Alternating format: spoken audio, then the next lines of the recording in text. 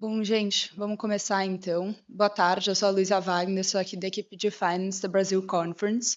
E para começar o nosso painel de O DNA da Inovação no MIT, a Conexão no Brasil, queria chamar a Inês Borges, nossa VP de Comunicação Interna. Por favor, uma salva de palmas para a Inês.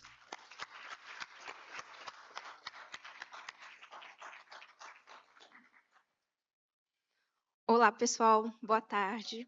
Sejam bem-vindos todas e todos, e o pessoal de casa também. Acho que se deu certo. Minha família e amigos estão me assistindo e assistindo vocês pelo YouTube. O Brasil está aqui. Hoje eu vou conduzir um painel muito especial sobre o maior centro de tecnologia mais relevante do mundo, o MIT. E nesse primeiro momento, eu vou chamar 3 pesquisadores, Juliana, Ananda e Ricardo, por gentileza.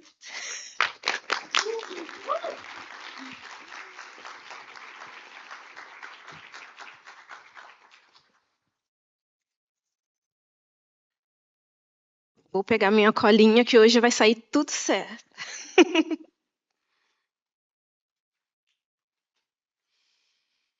Pessoal, o objetivo desse painel hoje, pelo menos essa primeira parte, no Brasil, a gente enfrenta muitas barreiras de acesso à educação e principalmente no momento que nós estamos do desenvolvimento mundial de acesso à educação em tecnologia. Essas barreiras externas são imensamente discutidas, mas hoje a nossa proposta é falar das barreiras internas. O que impede além das barreiras externas? Então, a gente trouxe a Ananda, o Ricardo e a Juliana para falar um pouquinho da sua trajetória. Por isso que a gente não teve a apresentação inicial, porque a própria resposta já vai contar quem eles são e nada melhor do que a própria pessoa contando a sua história, porque foram eles que viveram. Então, vamos lá para a nossa primeira pergunta. Ananda, você fez uma transição fascinante de astrofísica para a ciência climática. Mas, além da ciência, você tem uma atuação fortíssima no governo estudantil e nas peças de teatro no MIT. Num ambiente de extrema pressão acadêmica, convivência nas artes e na liderança te ajuda a saúde mental e trazer um coração para o seu trabalho com dados e políticas climáticas, além de ser um doce de pessoa simpaticíssima. Sou fã já. Muito obrigada, Inês. Oi, gente, é um prazer estar aqui. Meu nome é Ananda Santos, eu sou paraibana de João Pessoa. Eu fiz minha graduação aqui no MIT em Ciência e Engenharia de Sistemas Climáticos e agora eu estou fazendo meu mestrado em Tecnologia e Política Pública. Minha pesquisa é em meio como a gente pode unir comunidades próximas à mineração e fazer esse processo para criar e expandir Minas cada vez mais sustentável. Então, sim, o meu projeto teve muita diferença. Minha vida mudou muito durante os meus anos no MIT e continua mudando até hoje. E eu chamava das minhas meio que aventuras alternativas, fazer teatro, me envolvi, uma coisa que eu nunca achei que eu poderia fazer, que era o governo estudantil durante os meus anos no MIT. Eu fui presidente do meu dormitório e eu ajudei a participar, eu fui vice-presidente do conselho dos dormitórios do MIT. Mas essas coisas sempre sentiram para mim, especialmente quando eu comecei a mudar meu curso, como uma parte cada vez mais principal e fundamental de quem eu sou. Além de sou estudante, claro, sim, a gente tem muita tarefa de casa, como a gente vai ouvir, sim, somos todos nerds, mas somos nerds de maneiras diferentes, e eu acho que essa ideia de ter atividades extracurriculares não são tão extras, assim, além do coração que você mencionou, é parte da minha alma, é parte da alma da minha experiência do MIT também. O meu teatro me ensinou quão importante é participar de eventos como a ABC, que você se sente como a soma das partes acaba virando muito maior, né? O todo é maior do que a soma das partes. Com o meu governo estudantil, eu aprendi a trabalhar em grupo, como que significava ser líder, o que me impacta todo dia no meu trabalho. E só uma pequena anedota das coisas incríveis que acontecem aqui, eu estava jantando em grupo com os amigos, eu mencionei minha pesquisa em mineração, que está começando, E o meu amigo disse, que tal você gostaria de falar um pouco mais sobre isso comigo de mineração? Aí ele me disse que ele é estudante agora ele está no mestrado dele em engenharia astronáutica. Ele disse que você quer fazer um projeto, a gente está começando essa ideia aqui num projeto da NASA. Aí eu disse, vamos, eu não sei nada de engenharia astronáutica, mas let's bora. Como a gente gosta de brincar aqui na comunidade brasileira. E isso levou, e agora nós somos finalistas de dos programas da NASA, top 14 do país dos Estados Unidos. Uma coisa que eu não poderia nem ter imaginado, mas é o tipo de coisa que acontece aqui no MIT, extracurricular, mas que acaba mudando a sua vida. Obrigada.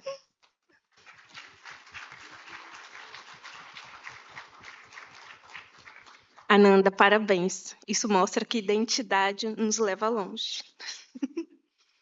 Gente, agora uma pessoa muito especial que eu conheci tem 1 hora. E ele se apaixonou pelo Brasil. Se eu não fosse brasileira, eu também me apaixonaria. Eu te entendo. Ricardo, eu peço que você se apresente brevemente e depois me responda. Sua história traz uma perspectiva reversa fantástica para este painel. Você não é brasileiro, mas você pode vir para o Brasil, tá bom? Para a Bahia. Mas foi justamente dentro do MIT, através do programa MIST, que você decidiu aprender português e criar uma ponte com o Brasil. O que te motivou a olhar para o nosso país e como foi o choque cultural de sair de Cambridge para viver uma realidade brasileira na prática? Obrigado, Inês. É um prazer estar aqui hoje. É um grande privilégio para mim não ser brasileiro e estar aqui com a minha professora de faz 10 anos, onde eu aprendi a falar português com ela. É uma honra estar aqui. Meu nome é Ricardo, eu sou da Venezuela originalmente. Eu cresci em Miami e eu vim para o Boston faz mais de 10 anos. Quando vim para aqui, eu sabia que eu queria aprender outra língua e admito que o português era mais fácil já que eu falava espanhol. E também, durante essa época, meu roommate, o companheiro do quarto, era brasileiro. Ele era do São Paulo e todas as noites a gente assistia jogos do Corinthians.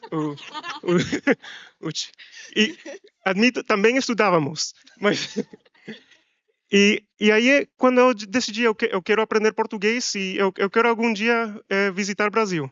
Eu fiz o curso da professora Nilma e era um tempo, meu segundo ano no MIT, eu estava bem perdido. Eu não sabia o que eu queria fazer, eu estava trocando do major.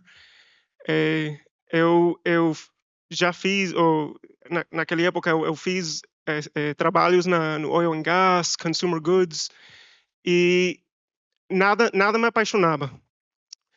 Eu comecei a ter um interesse na saúde e como eu era engenheiro mecânico, eu mandei aplicações para empresas que fazem dispositivos médicos e Medtronic é uma delas, ok? Uma companhia que faz 95% do marca-pasos do mundo. E eu mandei uma aplicação e a semana depois eu recebi um telefone do diretor do R&D do Medtronic e ele falou para mim: "Oi, Ricardo, recebi a sua aplicação. Eu não tenho uma posição aqui nos Estados Unidos, mas há uma possibilidade para ir a São Paulo no 2014, durante a Copa Mundial, o verão." E para mim a resposta foi óbvia. Olha, o conto quando eu conto hoje as coisas parecem bem direto, mas não foi assim no momento. As estrelas se alinharam e eu fui ao Brasil 2014 e foi uma experiência. Eu vou falar mais depois, mas mudou a trajetória da minha vida. E o propósito do trabalho foi para construir um centro de inovação em São Paulo, para a Medtronic. A ideia a gente tem que criar um centro para que médicos e engenheiros brasileiros pudessem resolver problemas específicos para o povo do Brasil.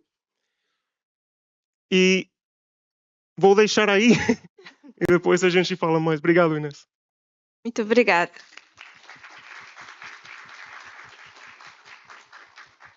Juliana, na sua trajetória das feiras de ciência no interior do Rio Grande do Sul, direto do PhD de Engenharia de Materiais no MIT, onde você pesquisa e como usar os micro-organismos para criar biomateriais e plásticos. Olhando para trás, como mudou a sua visão sobre o que é fazer ciência de impacto?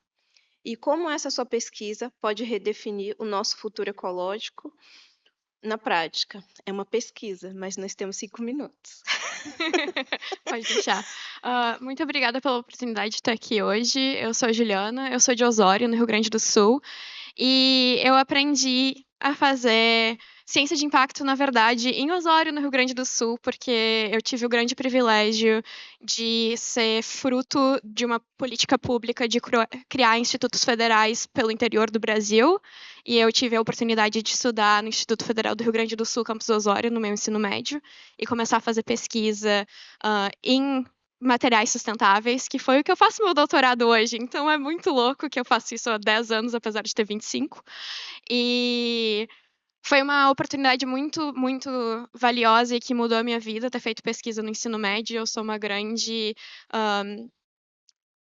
eu gosto muito de enfatizar isso e quero muito advocar para a gente ter mais oportunidades de fazer ciência no ensino médio e instalar essa pulguinha do pesquisador, seja em qualquer área que seja, em alunos. E acho que eu aprendi a fazer ciência de impacto naquele momento, porque eu atuava junto com os agricultores familiares da minha região para resolver os problemas deles. E foi ali que eu aprendi que ciência se faz para resolver problemas que impactam as pessoas. E acho que a gente tem muito esse sentimento de viralatismo no Brasil, de que não se faz tanta ciência de impacto assim, mas, na verdade, eu sou fruto disso e estar hoje no MIT é fruto disso também, de políticas públicas para educação e ciência de qualidade, gratuitas e de acesso para todo mundo. E estar hoje fazendo pesquisa, avançando ainda mais do que eu fazia no ensino médio, é incrível. Acho que eu fazia essa pesquisa sem entender tudo que se tinha por trás e hoje tenho muito mais conhecimento. E acho que a gente precisa realmente fazer mais pesquisa voltada para sustentabilidade, voltada para mudanças climáticas e tentar reverter todo esse impacto negativo que a gente está fazendo no mundo para a gente poder habitar e cuidar desse planeta como ele merece. Então, a gente precisa desenvolver mais ciência para sustentabilidade e aplicar isso no nosso dia a dia, com certeza.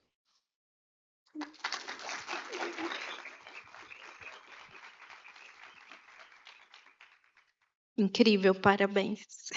Pela visão, principalmente. Vou voltar para o Ricardo. Ricardo, acesso à saúde na América Latina, nós temos questões específicas e coletivas. É uma honra ter você trabalhando com saúde no Brasil. Eu também trabalho com saúde, uma felicidade. E eu gostaria de saber como a sua experiência lidando com a saúde e a inovação no Brasil mudou a sua visão atual, porque nós fazemos muitas coisas boas também, maravilhosas, inclusive. Obrigado, Inês. Então, como eu falei, essa experiência mudou tudo para mim. Eu fui ao Medtronic São Paulo como engenheiro, com o propósito de ajudar a construir um centro de inovação para aparelhos, dispositivos médicos no São Paulo.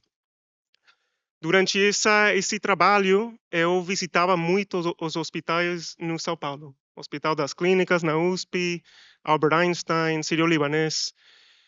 E uma coisa que eu percebi é que eu amava muito o contato direto com o paciente, mais que fazer a engenharia.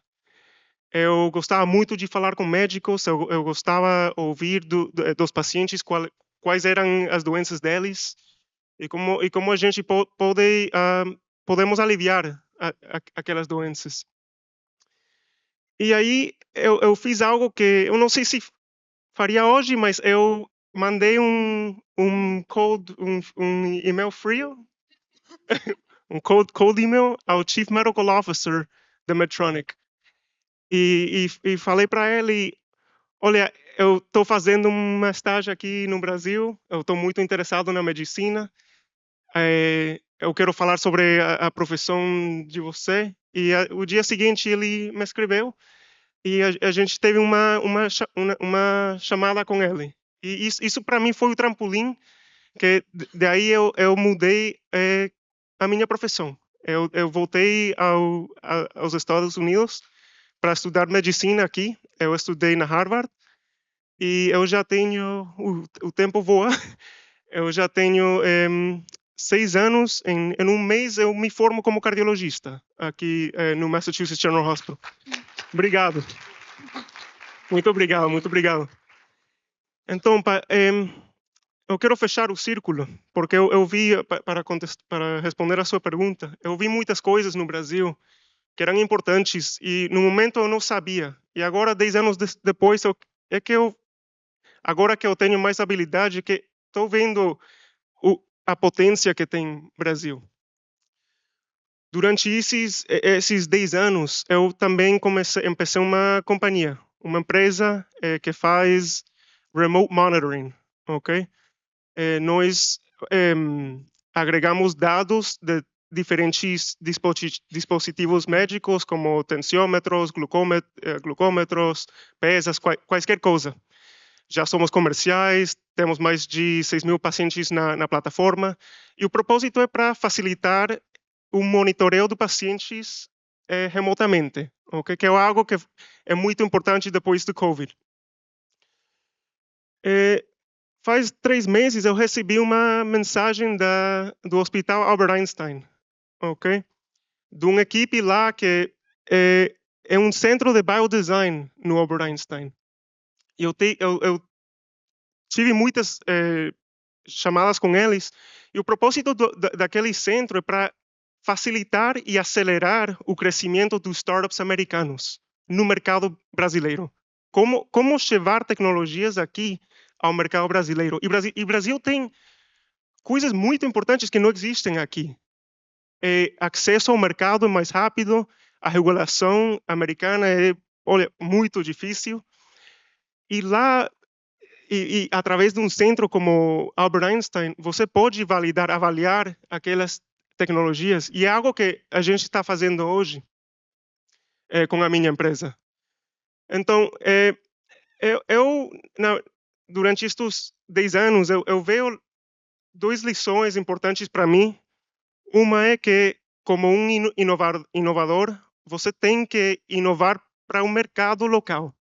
Você tem que aprender os problemas do brasileiro, com expertos brasileiros, nos centros brasileiros, ok? Nada de trazer tecnologias americanas e tratar de mexer as tecnologias no Brasil. É muito importante, e isso foi o caso com o Centro de Inovação do Medtronic, e o caso com a minha pesquisa que eu faço hoje. Eu faço muita pesquisa integrando Artificial Intelligence, como a gente pode predecir enfermidades cardíacas do eletrocardiogramas normais. Okay? Qualquer pessoa no público aqui, se eu pego a seu eletrocardiograma, agora podemos começar a predecir que enfermidades você capaz vai ter no futuro. E isso é importante dar conta de que os dados têm que vir do Brasil, não aplicar os mesmos algoritmos acá ao Brasil. Desculpa, essa é a primeira lição. A segunda é que, na minha experiência, a Venezuela tem um problema grande, que tem um fugo de cérebros, ok? Dada a situação, muitas pessoas como eu foram embora. E nos Estados Unidos tem um problema que é difícil levar tecnologias ao mercado. Tem muita regulação, é difícil. O Brasil não tem esses 2 problemas. Tem muito talento no Brasil, talento que fica em Brasil. E 2, as barreiras para trazer tecnologias ao mercado são menores. Então, eu acho que é bem especial ter colaborações com nos Estados Unidos e Brasil para levar tecnologias assim ao mercado. Obrigada, Ricardo. Ele falou que o português dele era péssimo. Imagine se fosse bom. Parabéns. Agora eu tenho uma pergunta dupla. Ananda e Juliana. Muitas vezes o MIT parece um sonho inalcançável. Inclusive, para mim, estou aqui. Olhando para trás, qual foi a maior barreira acadêmica, financeira, pessoal, emocional que vocês tiveram que quebrar para conseguir ocupar esse espaço hoje? Você primeiro, Ananda, pode ser? Ok, claro. Obrigada. Claro que tiveram várias barreiras sistêmicas de financeira, ter que trabalhar durante a faculdade, a emocional. Gente, eu sou paraibana, não tem cuscuz no refeitório do MIT. Tem cuscuz marroquino. A decepção que eu tive no meu coração foi muito triste. Mas também, claro, a questão do saudade de casa, dificuldade de ser estudante internacional, tudo isso aconteceu. Mas eu estava, de um jeito ou de outro, esperando um pouco isso.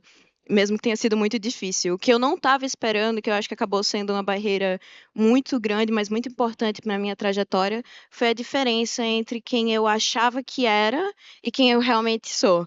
E porque eu tinha muitas expectativas, eu sempre quis, até, inclusive quando eu estava no MIT, eu apliquei, eu sempre quis fazer astrofísica. Muitos dos meus amigos me conheciam, eu queria estudar estrelas. Só que eu nunca tinha experiência de pesquisa antes, infelizmente não estudei no IF. E quando eu cheguei aqui, eu comecei a ter experiências. Eu ainda amo física, acho uma área incrível, mas percebi que não era para mim, não era para minha carreira, não era o que eu queria fazer. E fazer essa transição para a área de sistemas, para a sustentabilidade, coisas que eu consegui experimentar por causa das minhas atividades extracurriculares, foi muito difícil, porque eu me identificava com o que eu achava que eu deveria fazer. Mas poder fazer essa transição demorou meses.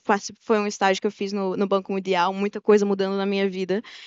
Quando eu fiz foi uma decisão extremamente fácil, que eu senti um peso sair dos meus ombros e é uma coisa que continua. Excelente, Ananda. Acho que a gente poder ter a liberdade de experimentar na carreira nos leva para o caminho certo. Juliana, por favor.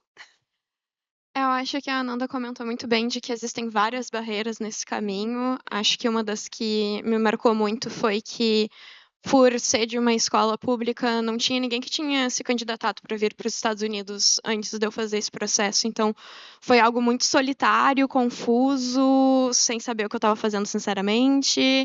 Então, acho que só de ter dado a cara a tapa para tentar valeu muito a pena, e ter tido suporte de instituições foi muito importante. Então, acho que eu sou muito pró a gente se imaginar nos lugares. Acho que, apesar de ter sonhado em estar no MIT quando eu era uma nenezinha, uma adolescente, pesquisando materiais, que é o que eu faço até hoje, eu não me imaginava nesse lugar. Então, eu acho que tinham comentado isso antes num painel, essa habilidade de sonhar, sabe? Eu lembro que uma vez, quando eu era mais nova, estava no ensino médio, eu falei, nossa, e se eu sonhasse, tipo, ganhar um prêmio Nobel? Só pela brincadeirinha de sonhar, sabe? E eu lembro que vários professores foram muito desencorajadores nesse sentido de falar, não, capaz, tipo, não vai conseguir chegar nesse ponto. E eu acho que estar aqui te ensina isso, te ensina que tu pode sim sonhar maior do que tu imagina, que tu pode sim alcançar coisas que talvez não fossem tão fáceis, não fossem tão óbvias, mas que tu tem garra. E acho que brasileiros têm muita garra, têm muita criatividade para solucionar problemas em ciências, em qualquer tipo de ciência, em pesquisa. E acho que isso é uma das coisas que a gente pode ousar tanto, sonhar e também evitar se comparar tanto com a outra pessoa que está do nosso lado, porque a gente vem todo mundo de caminhos muito diferentes. Então é muito difícil eu me comparar com o Ricardo que seja, sabe? Então acho que aceitar a sua trajetória, aceitar a sua caminhada, olhar para o colega, aceitar a caminhada dele e honrar isso e apreciar isso. Acho que a gente é muito mais poderoso quando a gente está colaborando junto para avançar soluções.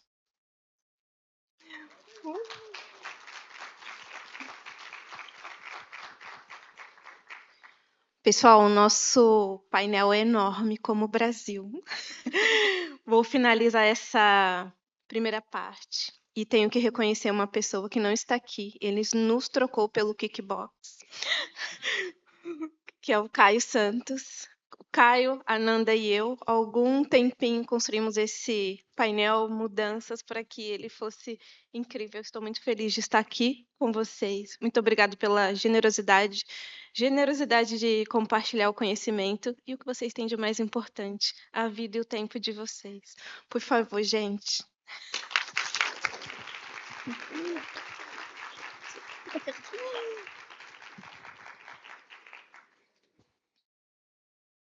Para o nosso segundo tempo, prepare-se que a conexão vai cair.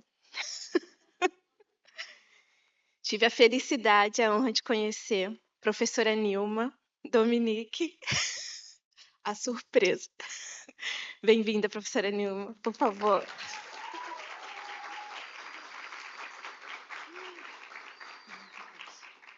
Também chamo aqui para o nosso palco o professor, Léo Bird, por favor.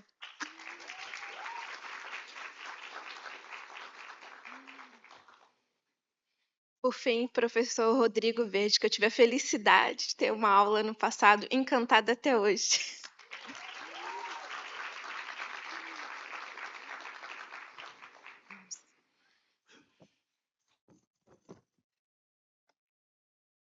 Olha, antes de você começar, eu acho que essa é a parte mais entediante, depois dessa parte linda, que eu ainda estou babando de orgulho por Ricardo, né, meu ex-aluno. A gente queria ficar escutando aqui É. mais e mais, assim, eles falando. Agora planejar para BC 2027. Esse aqui já está planejado, mas realmente foi incrível. Vou começar pelo professor Rodrigo. Professor Rodrigo, o senhor tem um cargo de liderança muito importante no MIT Sloan. É uma referência global de contabilidade corporativa, mas, curiosamente, o que mais os alunos destacam sobre o senhor, sobre seus prêmios de excelência de ensino, de cuidado, e o seu famoso lema, conheci hoje, as pessoas não se importam com o quanto você sabe, até saberem o quanto você se importa. Como o senhor consegue inserir essa liderança humana, empática, vulnerável, dentro de uma das escolas de negócios mais pragmáticas, competitivas do planeta? Obrigado, Inês. Em primeiro lugar, eu queria dizer que é uma satisfação muito grande estar aqui. Meu nome é Rodrigo Verde, eu sou professor aqui da casa. Na verdade, eu sou professor aqui da Sloan, onde a gente está fazendo o meu dia a dia, de segunda a sexta eu estou aqui nesses prédios. E eu sempre digo que, para mim, me arrepia quando eu posso estar aqui na minha casa e estar falando português. É uma honra muito grande poder estar aqui falando português, né? Estou sempre aqui falando inglês, então poder estar com o Brasil aqui dentro de casa é um sonho. Então, em primeiro lugar, queria dizer isso. Eu vou falar nessa frase, né? Essa frase é uma frase interessante. Eu escutei essa frase quando eu tinha mais ou menos 20 anos. E eu estava no Brasil, mas eu escutei ela em inglês. E a frase em inglês diz, né? People won't care how much you know until they know how much you care. Eu sempre falo isso duas vezes. People won't care how much you know until they know how much you care. E essa frase, ela tem duas coisas muito importantes. Know and care. E know vem de knowledge, vem do conhecimento. E o care vem das pessoas, né? Então, deixa eu falar um pouquinho dos dois. A gente fala do conhecimento, eu estava sentado hoje no painel pela manhã, falando sobre inovação, né? É tão óbvio a gente falar da inovação, como a inovação é importante, como a inovação é importante, como a inovação é importante. Mas o que é a inovação para o ser humano? É a educação, né? É a educação. Então, o que eu digo assim, eu tive essa graça de poder vir estudar aqui, mas no Brasil, eu falo isso para todos os alunos, que a gente queira entrar com vontade na educação, que a gente não desperdice essa oportunidade que está vivendo de aprender. Porque a sala de aula não é um problema, a sala de aula é a solução, que a gente agarre com amor e que a gente tente se desafiar, que a gente tenta crescer. Eu sempre falo para todos os alunos assim, a vida acadêmica, ou para mim, quando eu vim para o exterior, foi o ponto de inflexão na minha vida. Mas a gente determina o valor da inflexão, né? Essa inflexão depende do estudo, depende da garra, depende do suor. A nossa presidente aqui no MIT sempre fala uma coisa, ela fala em inglês, ela fala assim, there is only one way of graduating from an MIT, and it's the hard way. Então, aqui no MIT, a gente leva a educação a sério, e no mundo a gente tem que levar a educação a sério, que a gente busca inovação com vontade, com amor, e tente crescer. E aí volta a frase, né? Então, vem a educação está aqui. mas que a gente não esqueça o coração, que a gente não esqueça as pessoas, que a gente não se esqueça que no mundo, no fim, o mundo é das pessoas. Então, eu dou aula, por exemplo, de contabilidade para os alunos. Toda vez que eu entro na sala de aula, lá no início da minha aula, eu faço uma oração e eu penso, eu estou aqui para ensinar um conteúdo, mas que eles entendam e que venha do meu coração, né? Então, tento sempre trazer o conhecimento com amor, como os alunos estavam falando, né? Que fala da ciência política e do teatro, fala da medicina e da engenharia, que a gente possa casar os dois lados. E aí, só para terminar, que eu não quero me estender, o slogan do MIT chama Mens et Manos, que é a mente e as mãos, né? Então a gente fala que a gente aprende com a educação e a gente aprende fazendo. E eu sempre falo para todos os mundos, não, é a mente, é a mão e é o coração. Que a gente puder fazer essas três coisas com excelência, a vida vai para frente.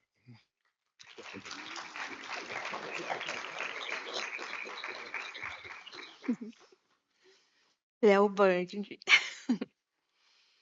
No MIT Media Lab, você dirige o Programa Brasileiro de Aprendizagem Criativa. Amei esse nome.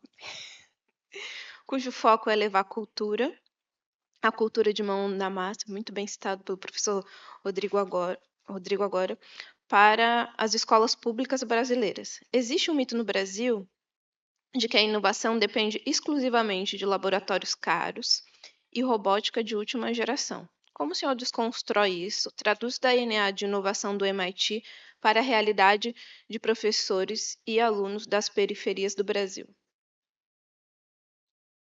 Boa pergunta, obrigado. É um prazer. Meu nome é Léo Burdi, sou pesquisador, dirijo o programa com o Brasil de Aprendizagem Criativa lá no Media Lab. É um prazer enorme estar aqui com vocês. Faço as palavras, né, do Rodrigo, assim, e muito inspirador ouvir esses painéis. É uma das coisas que eu não esperava encontrar no MIT, né? Esse coração, essa paixão pelo aprendizado, é uma curiosidade perene, né? Assim, em todas as partes. E sempre foi um sonho, desde que eu saí do Brasil, de aprender o máximo possível aqui e ajudar a levar os novos conhecimentos e aprendizados de volta para a nossa terrinha, né? Para que a gente pudesse ter algum tipo de impacto na vida das pessoas lá. E uma das coisas que logo que eu aprendi quando cheguei aqui, talvez um choque cultural, foi desmistificar a tecnologia aqui, né? Da gente não assumir que a tecnologia é uma coisa dada, já feita, pré-determinada, mas sim como uma coisa que é moldada pelas pessoas. É uma massinha de modelar que tem características muito especiais, né? E é muito venerada na nossa sociedade, mas não deixa de ser uma ferramenta, um material. E eu, que vinha da área de engenharia de software, da tecnologia propriamente dita, isso virou minha cabeça de ponta cabeça. Sabe, de repente eu parar de pensar que o computador já é uma coisa definida, que as máquinas já são pré-definidas, que a gente só tem que pensar em aplicações para ela. Não, que a gente pode, de fato, adaptá-las. Isso fez uma mudança cultural. E outra coisa que ficou muito forte no Media Lab é de a gente entender que criatividade é como se fosse um músculo, que todo mundo tem, né? Só que precisa ser exercitado, né? E as escolas de hoje, elas não ajudam a gente a exercitar esse músculo da criatividade. E a inovação é a criatividade aplicada a um determinado domínio, né? E assim por diante. Então, quando a gente começa a trabalhar com o Brasil e com a aprendizagem criativa, a gente procura deixar muito claro que a gente procura criar oportunidades em que crianças e jovens possam exercitar esse músculo, né? Trabalhando em projetos que sejam muito significativos para eles, que os ajude a se conectar com a sua comunidade, com o futuro que eles desejam, e assim por diante. E que esse tipo de abordagem, trabalhar com projetos significativos, não depende necessariamente da tecnologia. A criatividade, ela existe na nossa interação com o mundo, à medida que a gente interage com outras pessoas, que a gente se inspira, né? A gente procura trazer isso no nosso trabalho. E quando a gente fala isso vindo do MIT, que é um instituto de tecnologia, abre certas portas, que as pessoas falam, pô, mas mesmo o pessoal do MIT está falando que a tecnologia não é essencial, não é tão importante, elas prestam um pouco mais de atenção, né? E no nosso caso, quando a gente começou o nosso trabalho há 10 anos atrás, que levou à criação da Rede Brasileira de Aprendizagem Criativa, ao invés de procurar jogar uma metodologia do MIT, né, de paraquedas, né, de cima para baixo no Brasil, a gente partiu do princípio de que no Brasil já existiam muitos educadores inovadores, que estavam buscando um novo modelo educacional, mas que são pouco reconhecidos, né, e trabalham, sabe, em iniciativas muito pontuais, assim, isoladas pelo país.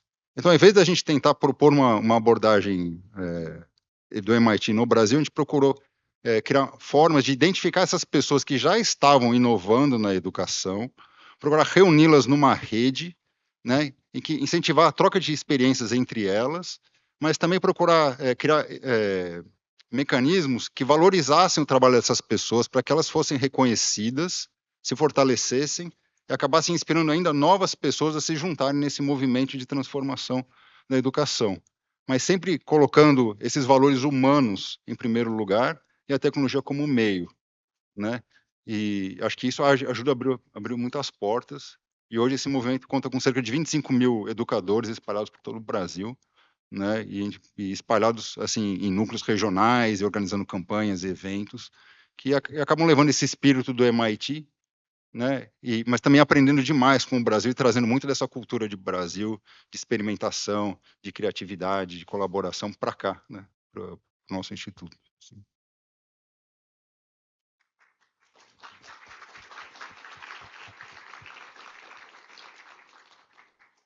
Muito obrigada. E sim, nossos professores são incríveis. Os professores de lá que trouxeram a maioria dos alunos até aqui. Professora Nilma, baiana, torcedora do Bahia. Sempre vai ter um Bahia e um corintiano. A senhora é muitas vezes a guardiã da nossa identidade no MIT, ensinando português, liderando iniciativas comunitárias, ganhadoras de prêmios de liderança de impacto por seu trabalho de justiça social, no instituto famoso e reconhecido mundialmente por inteligência artificial, códigos e robôs. Qual é a importância estratégica e emocional de manter a nossa cultura, língua e as questões raciais do Brasil tão vivas nos corredores do MIT? São várias perguntas em uma, vocês notaram, né? Ela falou que gostava de falar. Gente, antes de mais nada, é um prazer enorme estar aqui com vocês, com meus colegas queridos, ter conhecido Inês ontem, Caio. Então, muitíssimo obrigada pelo carinho e por me ter aqui para falar sobre o meu trabalho, que é algo que me dá tanto prazer, ser professora de português no Instituto Tecnológico. Preparem-se para as reclamações.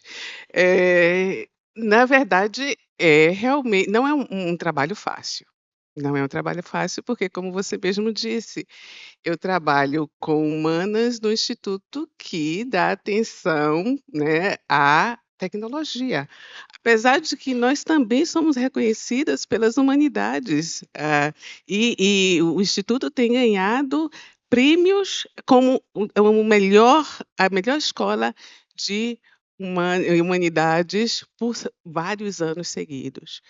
Mas quando eu falo de dificuldades, eu falo de vários níveis de desafios, porque não é somente o desafio de estar meio disperso dentro de todo esse mundo tecnológico. É também o fato de ensinar línguas, né? Ainda há muitas pessoas dentro e fora do instituto que não acreditam na importância do estudante de aprender língua. Para quê?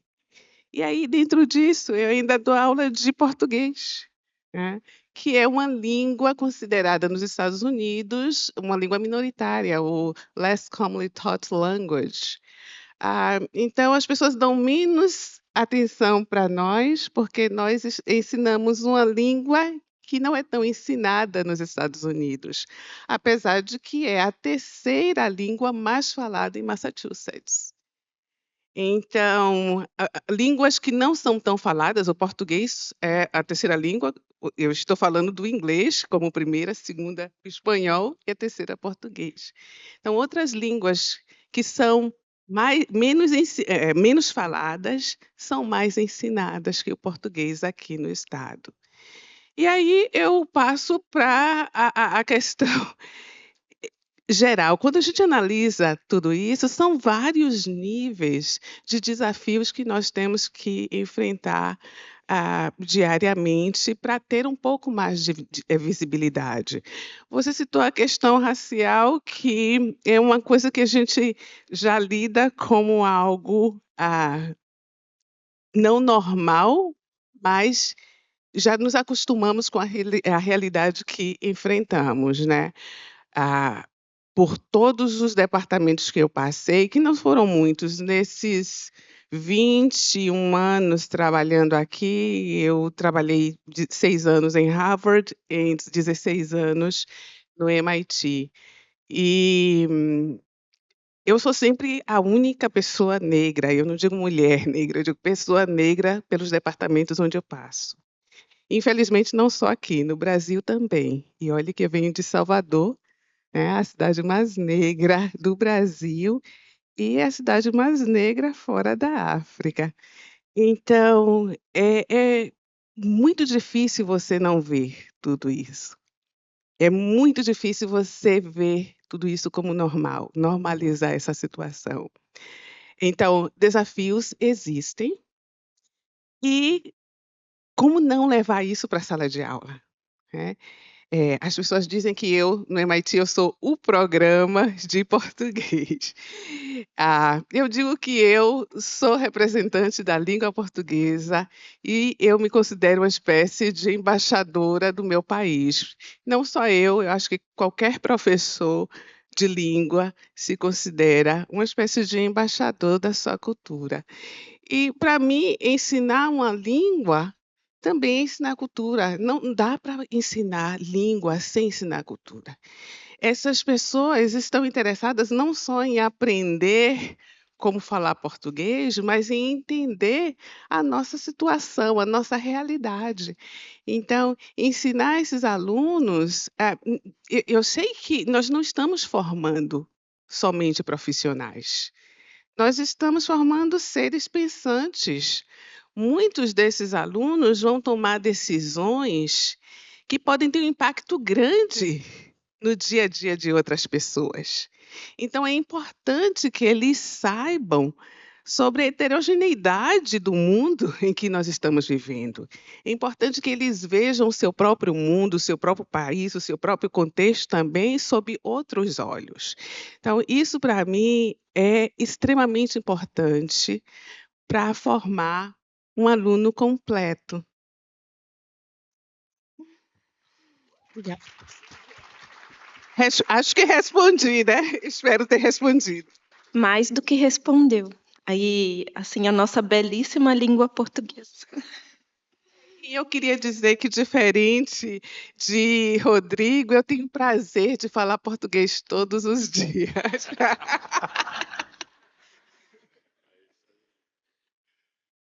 Agora, encaminhando o nosso painel para o final, eu tenho uma pergunta tripla. Os três respondam, por gentileza.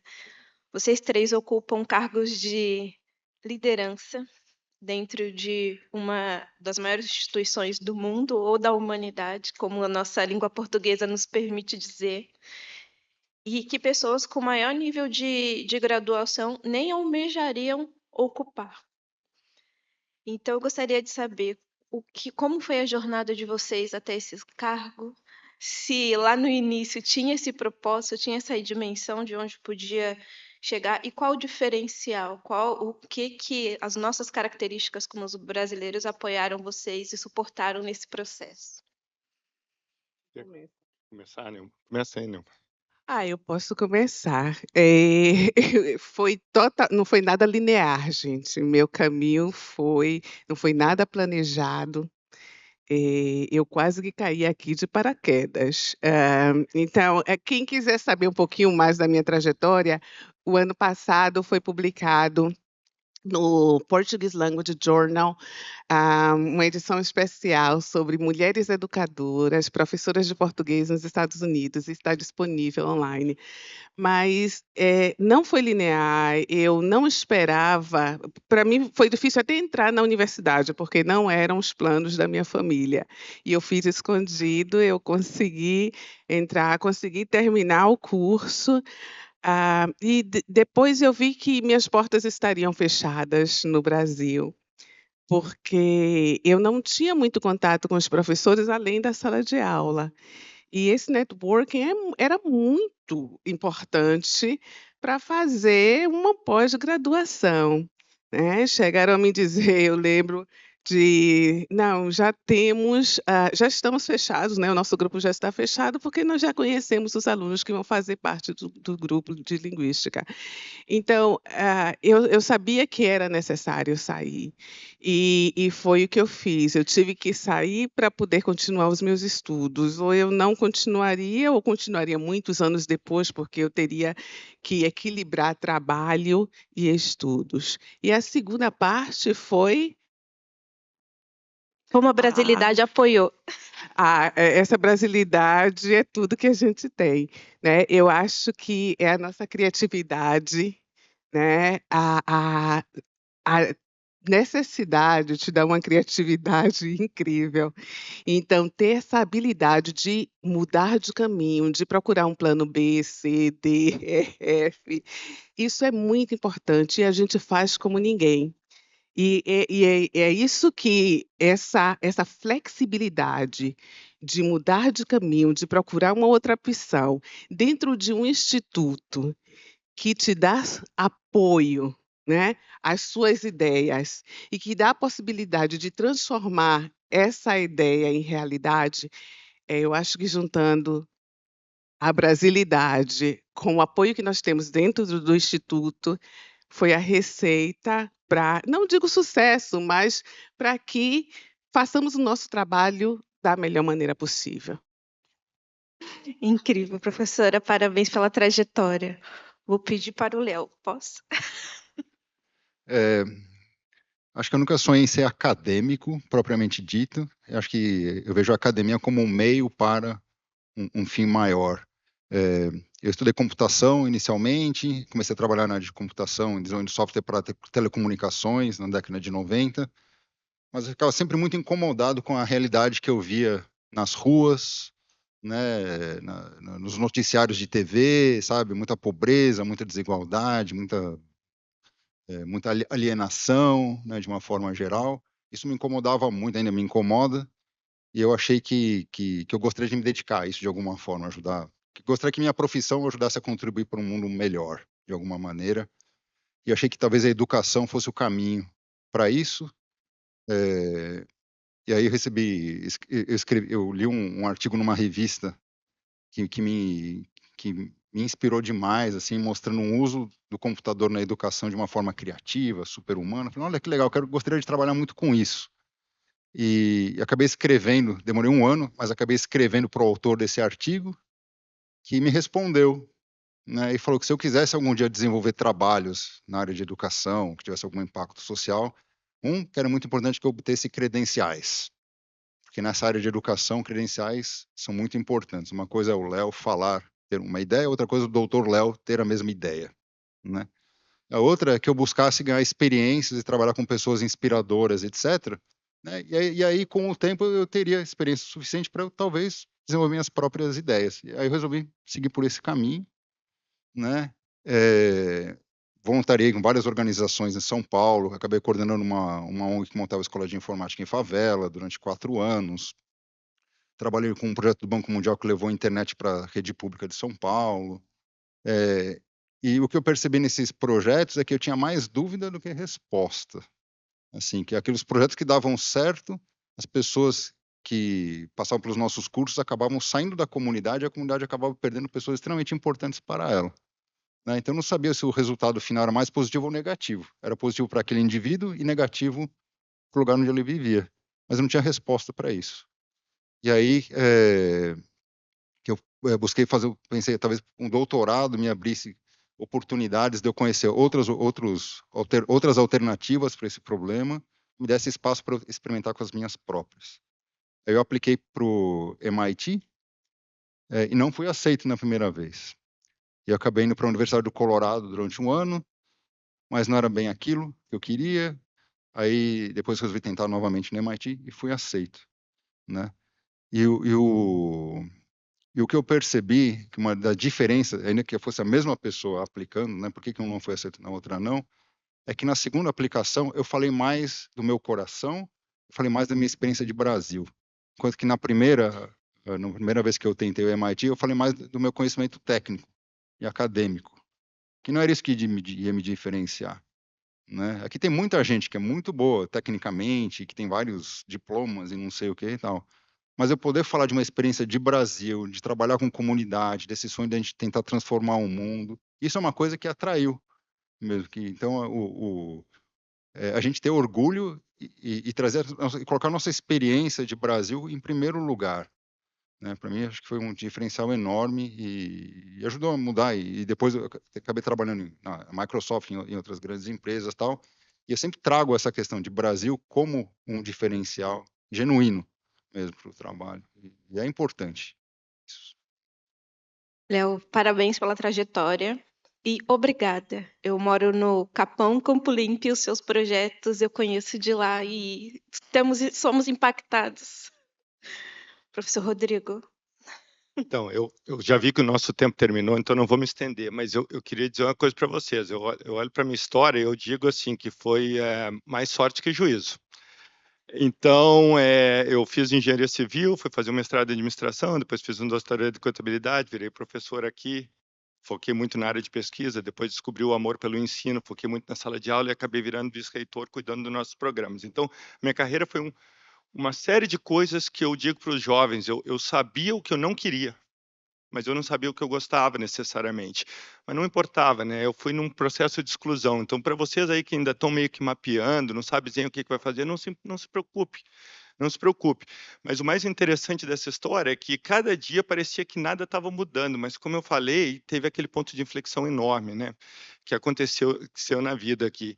Então, o Léo falou muito da criatividade. Eu digo para os jovens aqui, tragam para cá curiosidade. Tente aprender, tente crescer, não reclama, agradece. Quando tiver na dúvida, estuda um pouco mais, aprende um pouco mais, expande um pouco mais. É a hora de continuar crescendo, é a hora de continuar expandindo. E aí a coisa para fechar o que tu falou, o que o brasileiro tem, né? A gente falou da flexibilidade, o brasileiro tem jogo de cintura. Então, estuda duro, forte, traz o amor que o brasileiro tem, aquele calor humano, traz o jogo de cintura. E se não tiver muita certeza do que vai fazer, não se preocupa não, que o tempo cuida, né? Trabalha duro e vai em frente, pessoal. Obrigado pela oportunidade de estar aqui, viu?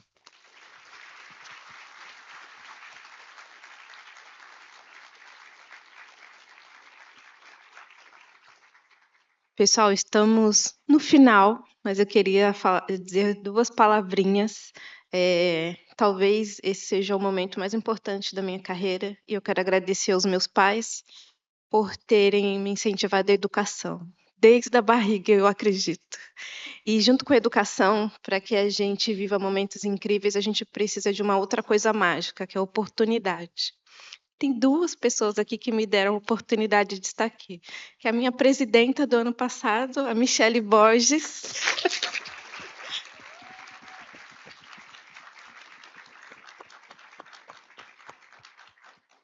Presidente desse ano, Merlin Batista.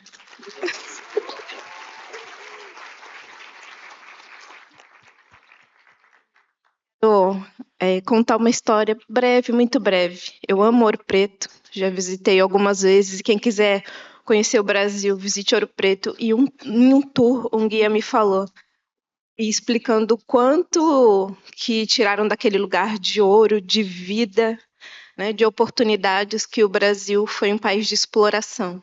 E o que a gente teria virado se fosse um país de desenvolvimento?